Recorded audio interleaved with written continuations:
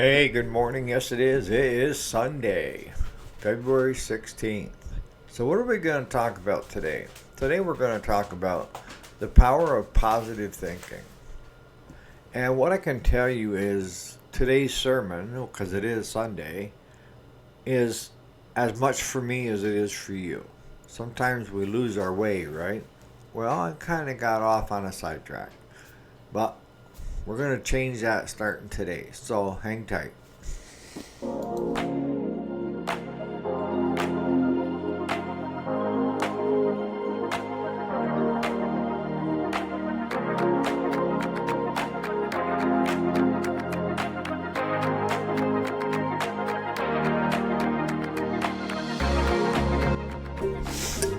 Alrighty, welcome back. If you didn't know who I am, my name is Eric. And yes, this is the weekend.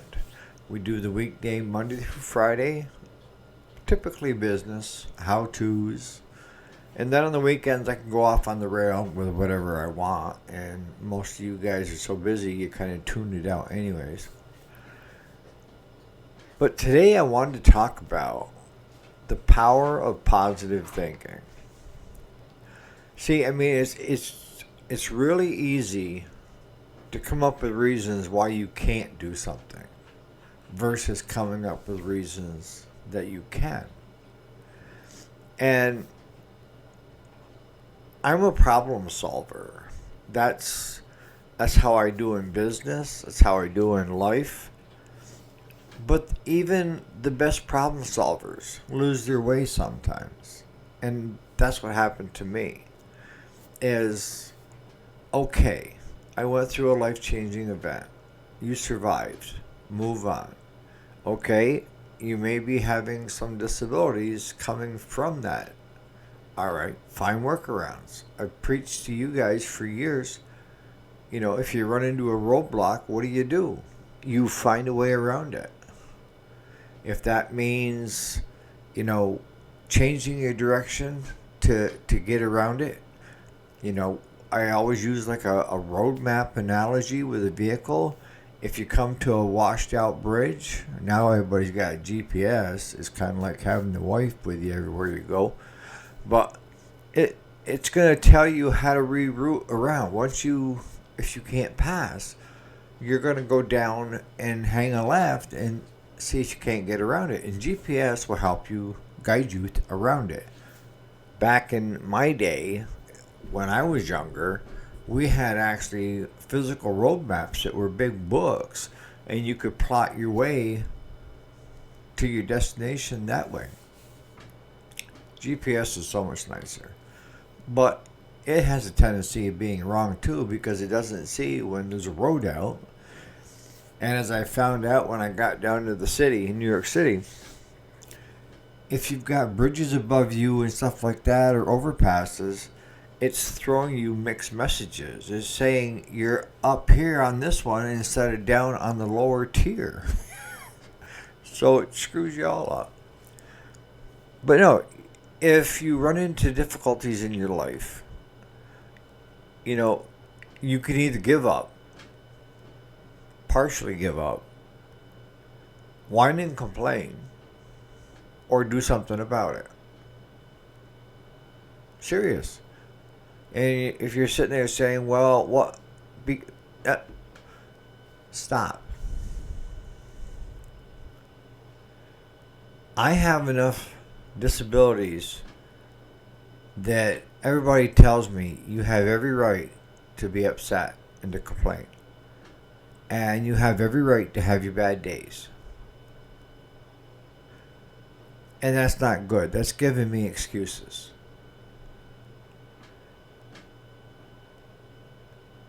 I push harder for myself than anybody could ever push me. And I had to figure that out yesterday. We're doing a video using the ultrasound. It's hard when you're trying to focus on something that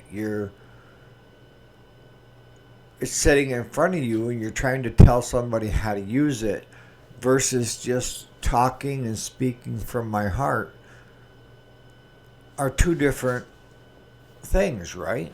Because it's more complex for me if it's sitting in front of me. And as I said, I don't know if I said in yesterday's video, but the day before I sat at my desk looking at the ultrasonic cleaner for over 20 minutes just trying to remember the name of it. And you're like, well, that's just forgetfulness. No, it's not. It's not. But how do we find ways around what is holding us back? And cheat sheets. I'm not saying go and take a test because you're not ready for the test and you take the answers in with you. No, I'm talking about finding ways to make it easier for you with whatever disability or whatever is holding you back. That's what's going to make the difference. The other thing that's going to make a difference is your attitude and how you're approaching it. If you've already given up and said, I can't do it, it makes it that much harder, right? Because now you have to convince yourself that you can do it and then try to figure out ways around it. Whereas if you approach it and you look at the positive things within it, it's kind of like that glass half full, half empty type thing, being pessimistic or optimistic. People that get things done use positive thinking. I know people that will use negative thinking to put a fire under their ass, to light a match under their ass. It doesn't work for me because it's kind of like that, rabbit hole. Once you start going down it, it's easier to go deeper and deeper, right? And it's easier to look at all the negative side of things. Always has been. It doesn't take much to come up with negative things.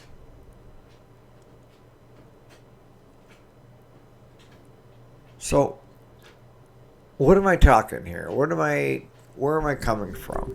Like I told you, this video is as much for me as it is for you. And doing that video yesterday on the ultrasonic cleaner showed me you can do it if you put your mind to it. You just got to find a few extra workarounds for the time being and let the meds help your heart. And once they get that where your heart is doing really well, they'll start cutting those back, and then we'll deal with whatever is there then. Because, my daughter was asking me last night, she's like, they haven't recommended you to go see a neurologist yet, have they? And I said, no. And she's like, why? I said, well, my cardiac team is telling me that there are at least one, if not two of my medications that I'm taking that will cause memory problems. That's one of the side effects. They also went on to say that with someone in surgery for so many hours, like mine was 8.5 hours, that it can put what they call a brain fog. And the brain fog can last up to a year. Most times it's a couple weeks to a couple months, but it's been a couple months. And I'm still having problems. Am I doing better with it? Yes, because I'm trying to find workarounds of how to remember what I want to convey. Because I have to do it differently, right? If I don't write it down, then it's gone. I forgot it. And it's odd because the stuff that I feel is very important that somebody is telling me, I tell myself over and over again in my head as a way to remember it.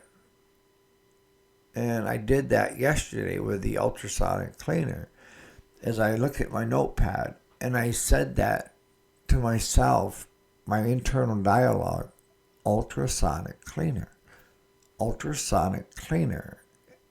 And after doing that for 5-6 minutes, I was able to do the video and be able to tell you what I was talking about. Were there a few hiccups? Yeah. But I think I got the point across. I think it's a quality video again instead of the poor videos that, I'll be honest with you, I haven't been impressed with my videos. They're just,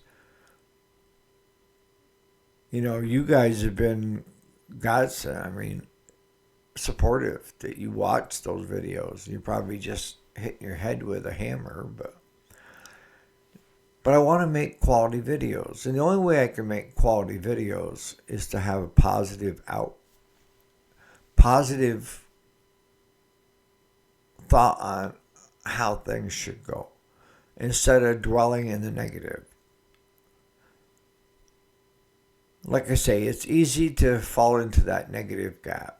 Even when I was prior to the surgery, I had days and weeks that I get into a funk of just, Lord, let it pass. I can't take it anymore. And that's not the case, because God won't give you anything that He doesn't think you can do. He will push you, and He's not going to do it for you. But He'll never give you anything that you can't handle. And that's how I approach things in life, is I ask Him for guidance, but I don't ask Him to do it for me. That's not how it works. Yet so many, the only time they turn to God is when they've got themselves into a fix that they're trying to get out of. But once out of that fix, and they may thank God for helping them get them out of that fix, they never thank God again until they're back into a fix. And that equates to me coming to you to borrow money during hard times because I spent it at the casino or somewhere else. But during the good times, I'm not thankful to have you part of my life. And I don't let you know that I'm thankful. That's not how it works.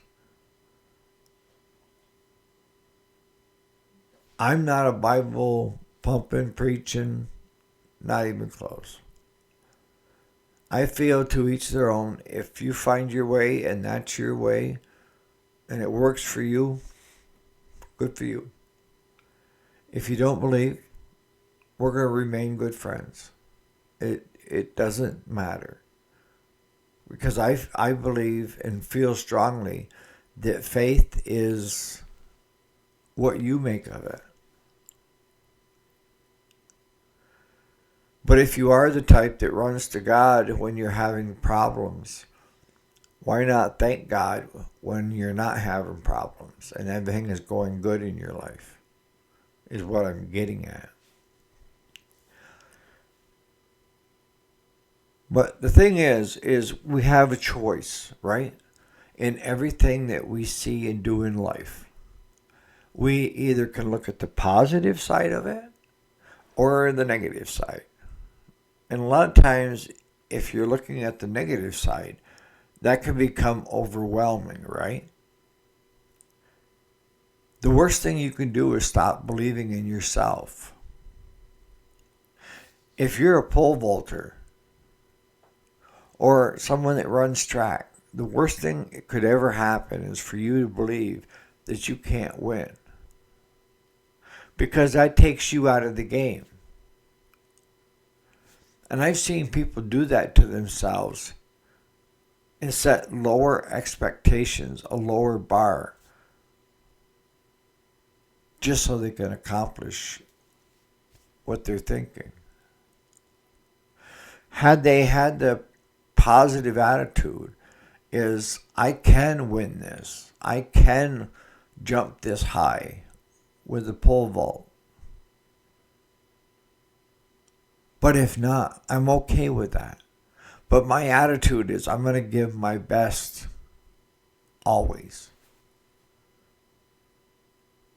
And I'm going to show up to that track meet or that pole vaulting contest with a positive attitude that I'm going to do my best. And if my best isn't good enough, that's okay.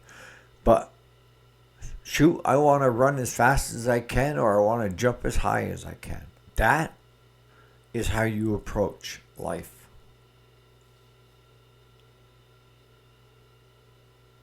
You know, I hear people saying that they're lonely and that they have nobody to talk to. They don't have any friends. But what I can tell you is why. I mean, that's the first question I'm going to ask you is why do you not have friends? Well, I don't go out. I work all the time. Well, you can still meet coworkers and turn those into friends if you allow them in. Do things after hours with them. What about your family? See, most people that I come in contact with that tell me they're depressed are people that put themselves in that situation. Whether there's drug or alcohol, still a choice. I know you're going to tell me it's an addiction, but I drank Johnny Walker Red and Black. And it was just that day where I said enough was enough after a number of years of being a drunk. It's a choice to either pick it up or to put it back down and leave it back down. Because alcohol and drugs are a depressant in themselves. People say, I drink to feel better. That's the most asinine thing I ever heard. Because even beer has that depressant in it. It zaps your serotonin that feeds your body the wellness of being outgoing. It masks it.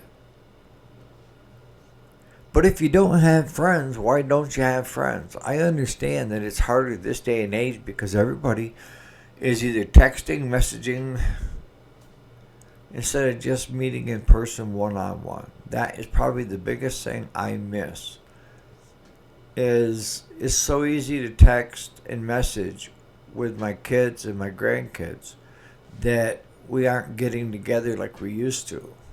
You know, it used to be if you wanted to spend time, quality time with your kids and grandkids, you got together Christmas, Thanksgiving, over the summer, doing things. You see what I'm saying? But now people are hinging on getting a text or a message. And people, even with YouTube videos, Instagram, TikTok, Snapchat, X, people are checking their phones to see if they have followers, if they have likes, subscribers. The list goes on, comments.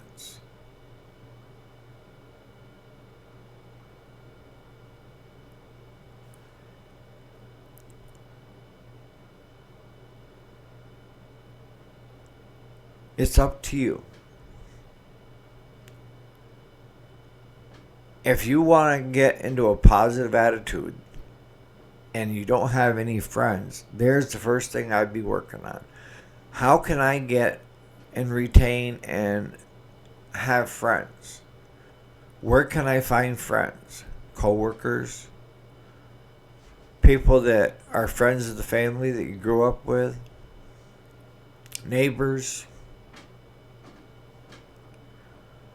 That's one thing that bothered me when I used to go downstate in Yonkers to my in-laws. We'd go down for like a week around Christmas, a week around Thanksgiving. We go down for a week in the summer to spend time with them. And it was 3 apartment townhouse, and they left the bottom apartment open for people like us coming in. That's where my wife used to live, was in the bottom apartment. So what they ended up doing was having it so that guests that came in could use that lower apartment. But when I first started going down there,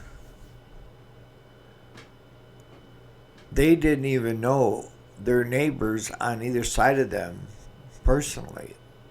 They'd maybe seen them in passing or seen them out the windows, but they didn't have that camaraderie that we have up here. I mean, I know people 40, 50 miles away that I've come in contact with. But that's one of the first things I did, because I would get bored. I'd start walking the block around, and if somebody was out, I would stop and visit with them. And it got to be so everybody was getting to know everybody. And the catalyst was, did you see that crazy guy from upstate that talks different? Yeah, they have a different slang down in the city. But then my in-laws and my aunt would come up to spend another week in the summer with us. Fall foliage, they would come up. And we would go to the local grocery store that was 13 miles away, and they were so impressed of how many people I knew in the grocery store. I mean, how can you not? I mean, I have great neighbors. I have great friends. Everybody involved has been super, you know. But you have to work at relationships too, right? You can't stop talking for the next 10 years and rekindle it. You could, your best friend, I guess. But overall, relationships take time. They take work. They take investments on your part. You know, it's not going to happen unless you put your right foot forward, right? And that goes back to the theme of today, as you can think about it, half empty, negative, or half full, optimistic, positive instead of pessimistic. If you can do the positive and think of the positives of why is it important to have friends and how do I want friends? See, with me, I like the interaction in person. If you can't get that, then I guess the next best thing is talking on the phone with them. Texting is so... Don't do it. Messaging, same way. Because people are not seeing your body language, you're not listening to your tones, and things can be taken the wrong way. And a lot of times I've seen great friends get, a big axe to grind in the middle because someone thought someone said this in a certain way and it was never said that way. But if you want to get things done and you want to figure out things, you need to come at it with a positive attitude. The I can. And if there's a roadblock sitting in front of you and you decide to do the negative of all the reasons why you can't go any further, it's kind of like that rabbit hole I mentioned. The deeper you go, the darker it gets.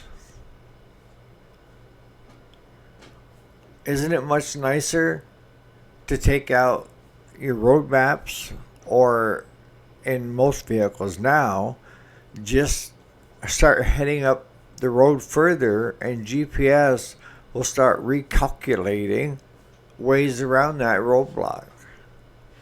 You can't do that in real life. Well, you can. You can ask AI. But AI is impersonal. It doesn't have feelings. What I find is best is just be yourself. Put yourself out there. Don't be afraid if you put yourself out there that you're going to get hurt. Don't take chances with people that are unknowns. Start with family. Start with neighbors.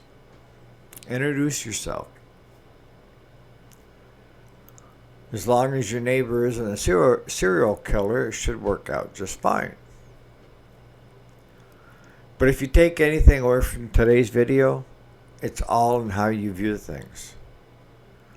If you can view things in a positive way with the I can attitude, you're going to go a long ways. You're going to accomplish your goals. You're going to accomplish things in life that you want to. Yes, I've got a lot of strikes against me that I'm trying to work around. But at least I'm still fighting and trying to find the positive and doing the workarounds. So on that note, you guys have a great Sunday. I know my grandfather didn't coin this, but he used to tell me, he'd say, you know what, Eric? If you think you got it bad off, just take a good look around you and you will find somebody much worse off than you still fighting in that game we call life. So on that note, you guys have a great Sunday, and we'll see you here bright and early tomorrow morning for the weekday, the beginning of the week. Yes. Enjoy today and get ready for the grind tomorrow.